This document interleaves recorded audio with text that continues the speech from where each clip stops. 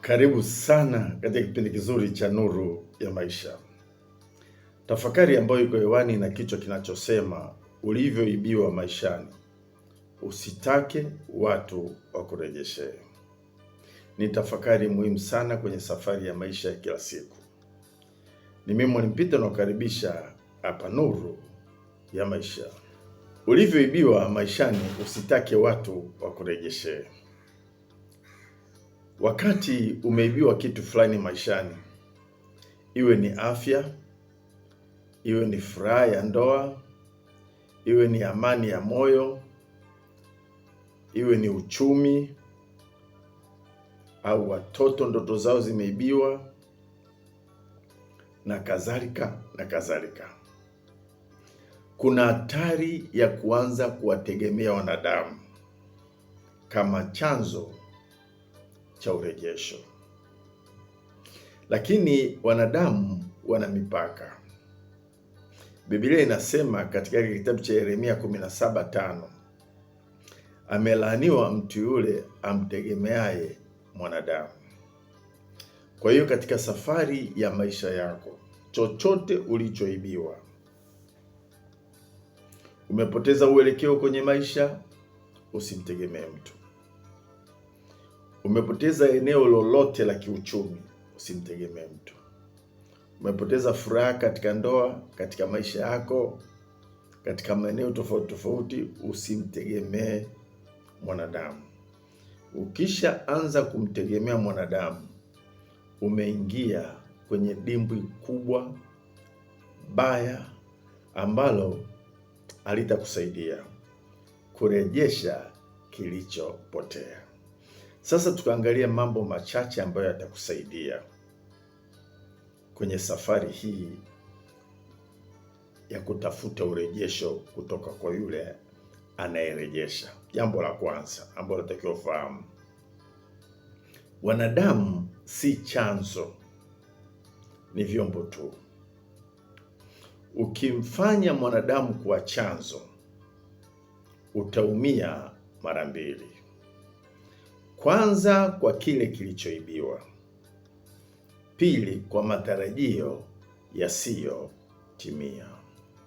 Jambo la pili muhimu sana, Yesu ndiye mrejeshaji wa kweli.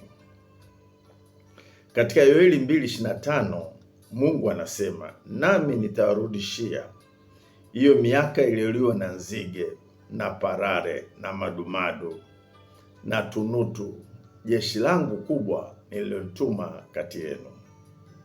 Hapa tunaona Mungu arudishi tu vitu, anarudisha hata miaka na majira iliyopotea. Jambo la tatu muhimu sana, Mungu atakuinulia watu. Usitafute msaada kutoka kwa watu. Mungu atakuinulia watu kwa majira maalum, kwa kusudi maalum, ili kilichopotea kipate kurejea. Isaya 43:3-4 Biblia inasema hivi, maana mimi ni Bwana Mungu wako, mtakatifu wa Israeli, mwokozi wako. Nimetoa Misri kuwa ukombozi wako, nimetoa Kushi na Seba kwa ajili yako. Kwa kuwa ulikuwa thamani machoni pangu na mwenye kuheshimiwa, nami nimekupenda.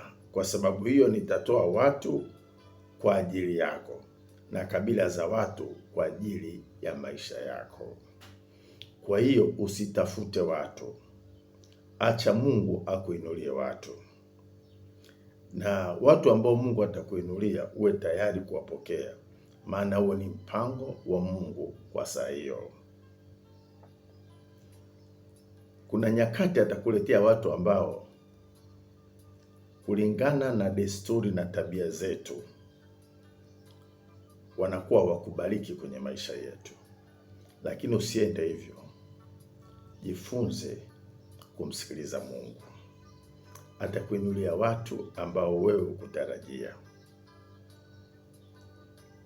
Kwa hiyo ukishaacha tabia ya kutegemea watu, manake utajifungulia mlango Mungu akuinulie watu katika maisha yako.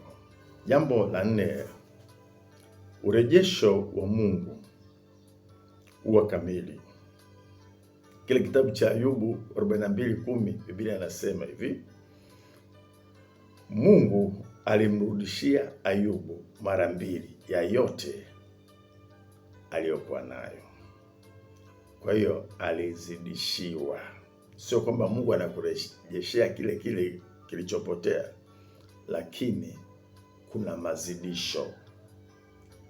Kwa hiyo acha Mungu akurejeshe. Acha Mungu akurejeshe. Nihitimishe kwa namna hii. Kama umeibiwa kitu maishani, usiruhusu kilichoibiwa kikuhubirie kwa habari ya kile unachoamini. Usiruhusu maumivu ya kufanya uishi ukimtafuta mwizi maisha yako yote. Kuna mrejeshaji aliye juu ya kila hasara. Kuna Mungu anayejua ulipokaa kimya. Kuna Yesu anayejua thamani ya kile kilichopotea. Wakati unamtafuta Mungu kwa moyo wako wote, uwe na uhakika Mungu anageuza majeraha kuwa shuhuda. Anageuza machozi kuwa furaha. Anageuza hasara kuwa faida. Mungu akubariki sana na Mungu akutunze. Amen.